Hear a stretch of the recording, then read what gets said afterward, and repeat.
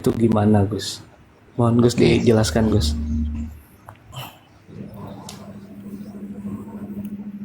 jadi begini.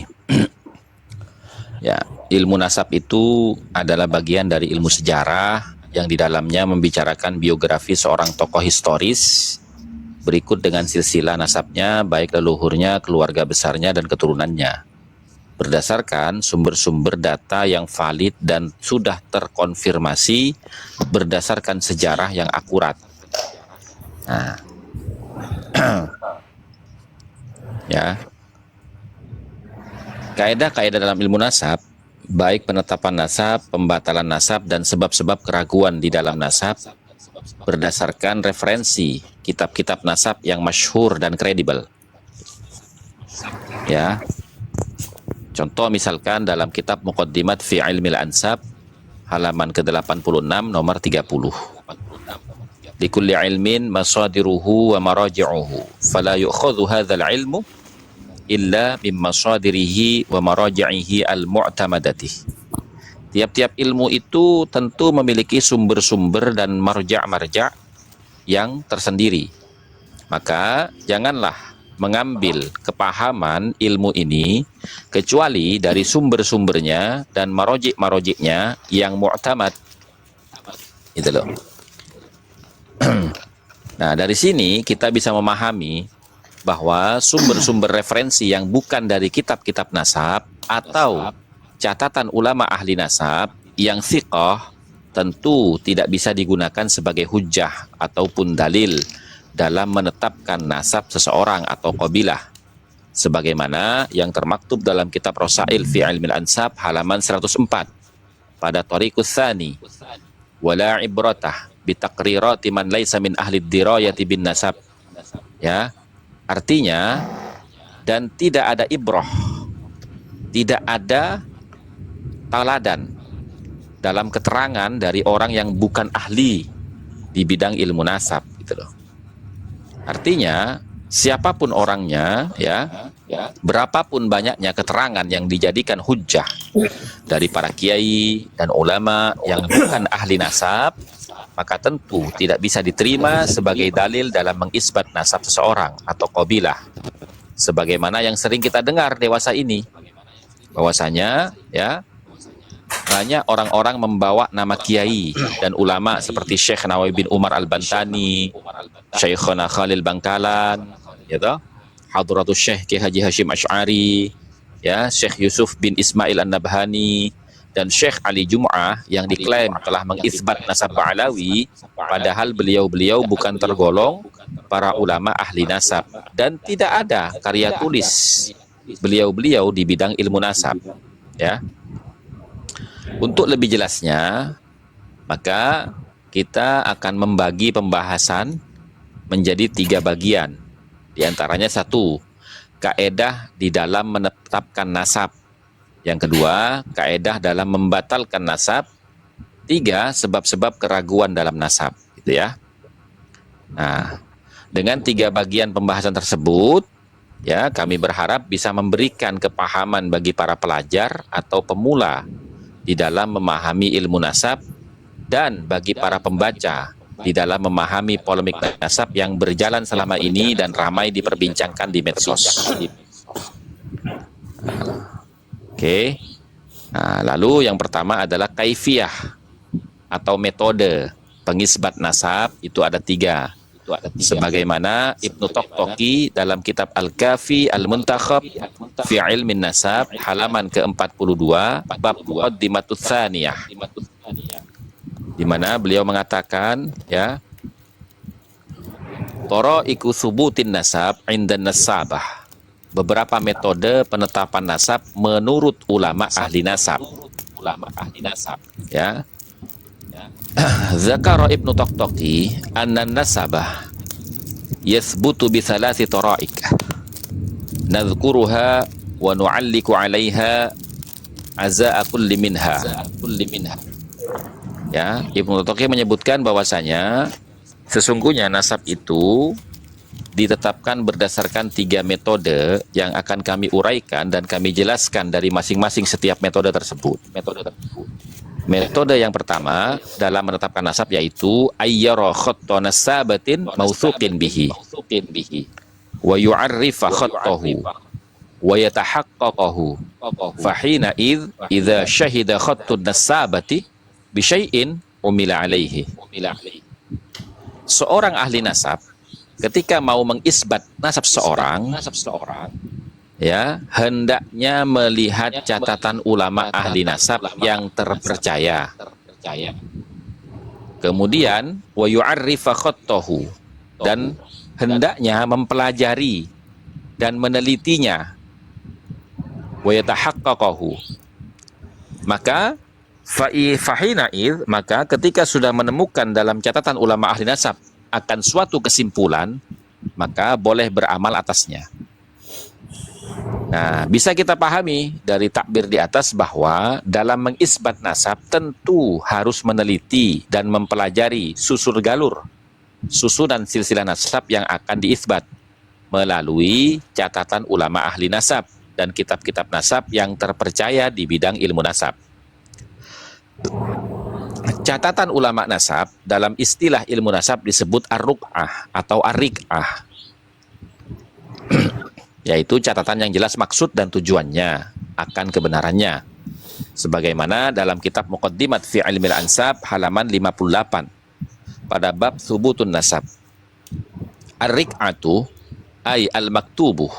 Riq'ah itu adalah suatu catatan yang tertulis. Wa syartul maktub, dan syarat catatan tersebut ayyakuna, hendaknya adanya catatan tersebut qad'iyyad dilalah ala sahihan, yaitu kebenaran dalil-dalil yang pasti.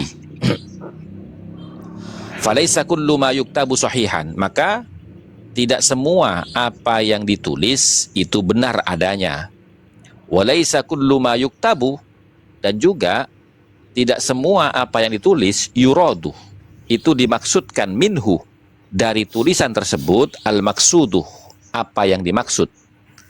Fannasabu yathbutuh, maka nasab itu akan tetap idza wujida firriqati, ketika ditemukan nasab tersebut firriqati, di dalam tulisan ulama nasab au kitab, atau kitab ulama nasab. Bisyarti hadzal maktub, dengan syarat tulisan ini qad'iyyud dilalah 'alal maqsud, itu kepastian dalil-dalil atas apa yang dimaksud. Walaysa minal mu'talif, dan bukan termasuk tulisan yang rancu. Ai mutasyabahil asma, atau ada keserupaan nama. Di antara syarat menggunakan ruq'ah itu adanya catatan tersebut tidak menyelisihi keterangan yang terdahulu atau usulnya, dan harus berdasarkan dalil-dalil qat'i, bukan dhonni. Ya, qat'i itu prasangka, dhonni itu prasangka atau asumsi pribadi. Sebagaimana termaktub dalam kitab yang sama, yaitu syurutu i'timadir riq'ah, beberapa syarat untuk menjadikan ar-riq'ah itu sebagai referensi. Alla takuna mukhalifatan lil usuli, hendaknya riq'ah itu tidak menyelisihi usulnya. Wa alla takuna dhanniyatad dilalah 'alal maqsud, dan adanya riq'ah itu bukan dalil-dalil prasangka atas apa yang dimaksud. Gitu loh. Nah, kemudian catatan-catatan tentang silsilah itu kan banyak termuat selain pada kitab-kitab nasab toh. Nah, apakah kitab-kitab sastra, sejarah, tasawuf bisa dijadikan rujukan dalam mengisbat nasab? Jawabannya tentu saja tidak. Sebagaimana keterangan dalam kitab Rosail fi Ilmil Ansab halaman 164 pada bab Mawatinul Wad'i sebagai berikut.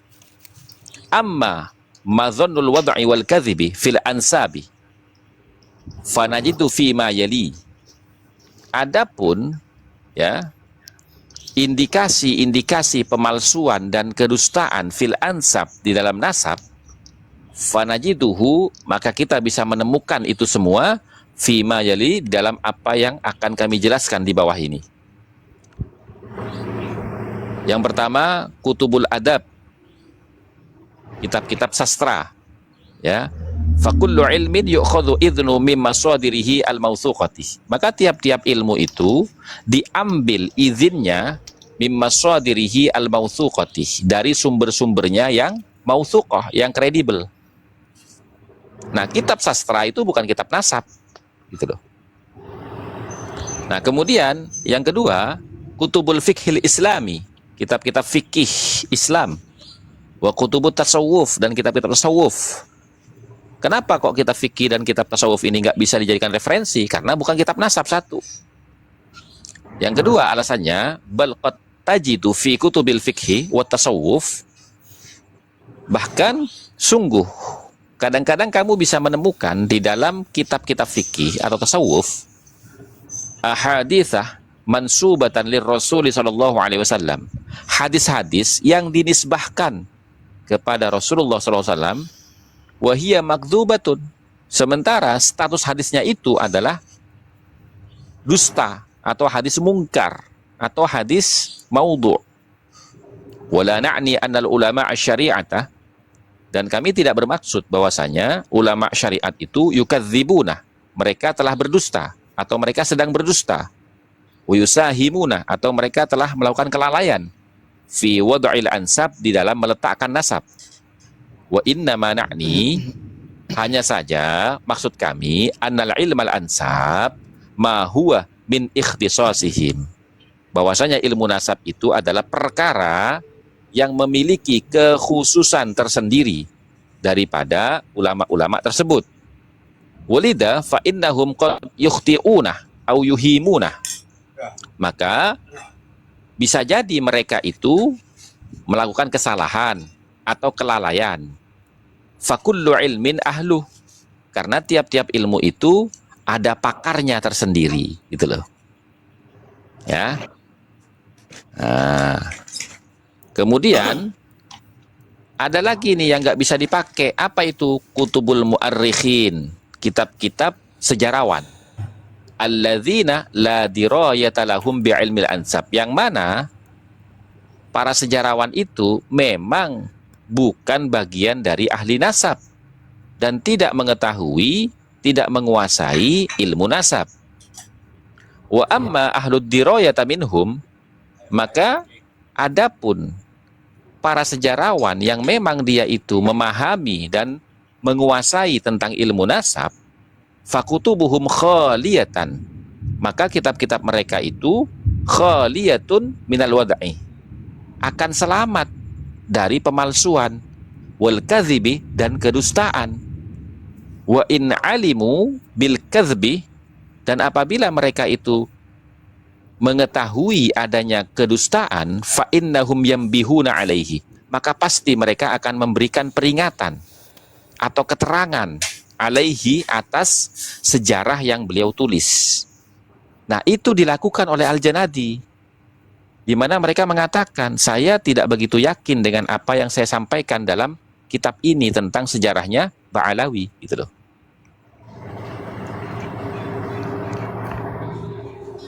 Wa ala ayyi halin, dan dalam situasi kondisi seperti apapun pasti akan dijelaskan oleh sejarawan yang juga sebagai an-nasabah, gitu loh. Kenapa? Fa innan nasabata di'buhut tahqiq, karena ahli nasab itu tradisinya adalah mengoreksi, wattadqiqih, dan mengomentari, wattahriri, dan memberikan klasifikasi-klasifikasi tentang kebenaran dan ketidakpastian apa yang dia tulis dalam buku sejarahnya, hatta yatma'inna qalbuhu, sehingga hatinya menjadi tenang, tidak merasa bersalah, tidak merasa berdosa, tidak merasa lalai atas apa yang dia tulis dalam kitab-kitab sejarahnya. Oleh karena itu, kitab-kitab sejarah yang penulisnya bukan ahli nasab, maka tidak bisa dijadikan landasan untuk mengisbat nasab. Nah, dari sini kita bisa tahu sumber referensi mereka itu Jauharus Syafaf, bukan kitab nasab. Sumber referensi mereka itu As-Suluk, bukan kitab nasab. Sumber referensi mereka itu adalah Al-Burqatul Musiqoh, juga bukan kitab nasab.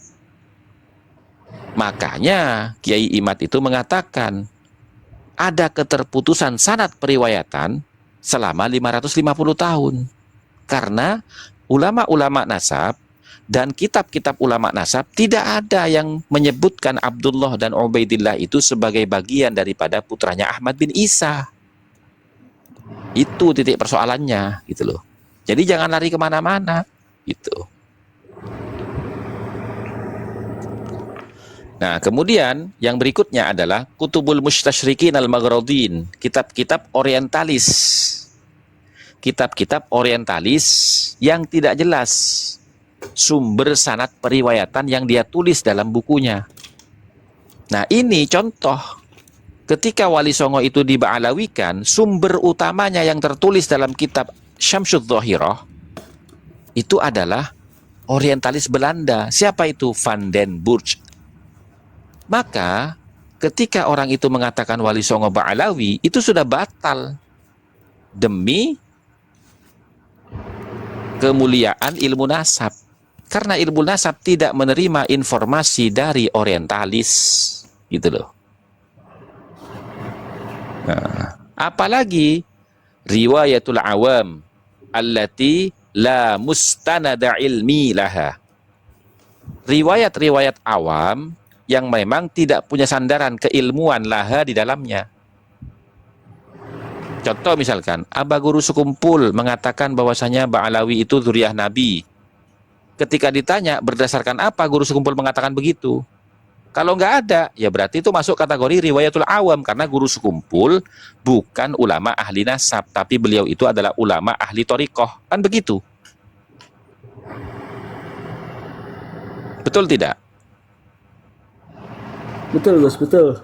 Betul, dan tidak pernah mengatakan juga bahwasanya Ba'alawi itu Nabi.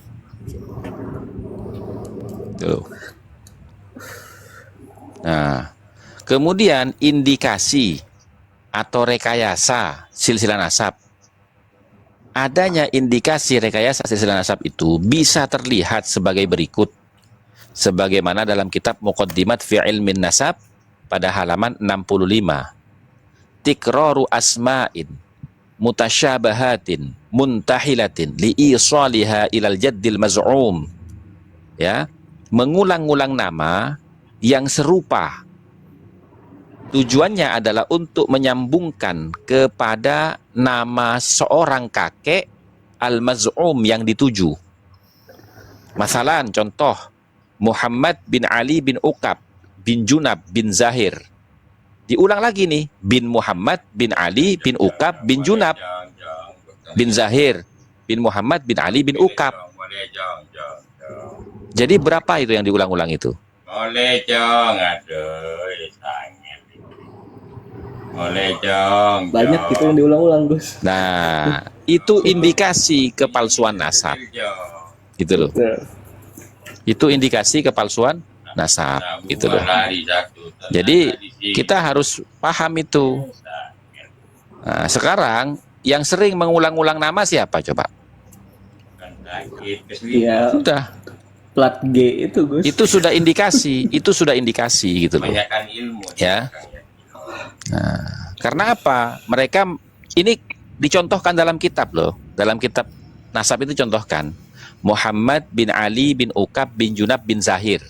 Ya kan? Diulang lagi nih, bin Zahir bin Muhammad bin Ali bin Uqab bin Junab bin Zahir. Nah, kemudian indikasi kedua adalah al-intisabu ila ibnin majhulin li abim maklumin. Ya, menyambungkan nasab, ya, menyambungkan nasab kepada anak yang majhul, yang nggak diketahui, nggak dikenal, nggak ada biografinya, kepada seorang bapak yang dikenal. Jeng.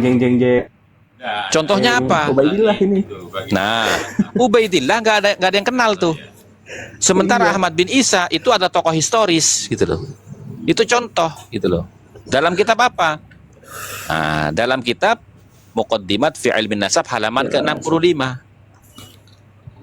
Indikasi yang ketiga, al-adraj. Apa itu adraj? Wa huwa an tuzadu nuqtatun au tuhfadhu. Yaitu menambahkan atau menghilangkan titik dalam penulisan nama. Atau yuzadu ismun, menambahkan nama, au sifatun atau sifat, au kunyatun atau nama kecil, li ismin terhadap nama, alal asli, yang asli. Al-Janadi itu menyebut namanya Abdullah. Sementara katanya Ali Asakron, nama leluhurnya Ubed. Nah, untuk menyatukan antara Ubed dengan Abdullah, dia menambahkan nama Ubed itu satu nama, yaitu Ubaidullah, gitu loh. Kan begitu. Cocok Itu Gus. sudah indikasi. Kemudian menambah sifat. Sifat apa? Sifat tawaduk katanya.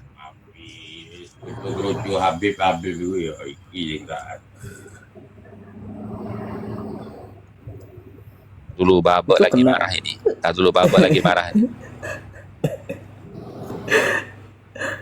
Masya Allah. Itu tadi contoh-contoh Gus Hasan itu kena semua itu Gus.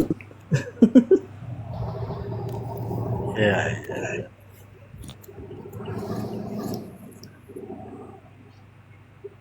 Lanjut Gus.